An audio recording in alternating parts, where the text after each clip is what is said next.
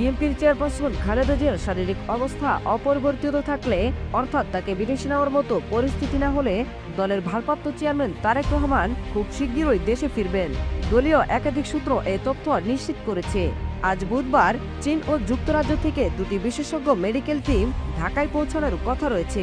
খালেদা জিয়াকে উন্নত চিকিৎসার জন্য বিদেশে নেওয়া সম্ভব হবে কিনা এই দুই দলের রিপোর্টের উপরই নির্ভর করছে তারেক রহমানের দেশে ফেরা।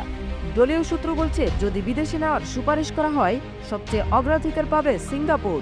সেক্ষেত্রে তারেক রহমানও সেখানেই যাবেন মায়ের সাথে থাকার জন্য। কিন্তু যদি বিদেশে নেওয়ার মতো অবস্থা না থাকে তাহলে তিনি তাৎক্ষণিকভাবেই দেশে ফেরার সিদ্ধান্ত নেবেন।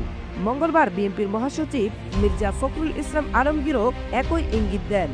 বিএনপির ভেরিফাইড ফেসবুক পেজে দেওয়া পোস্টে মির্জা ফখরুল ইসলাম বলেন, মায়ের অবস্থা অপরিবর্তিত থাকলে খুব দ্রুতই দেশে ফিরবেন তারেক রহমান।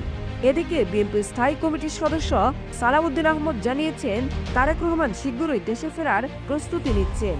স্মরণ করা যায় 2007 সালের 1/11 সময়ে গ্রেফতার হওয়ার পর 2008 সালে জামিন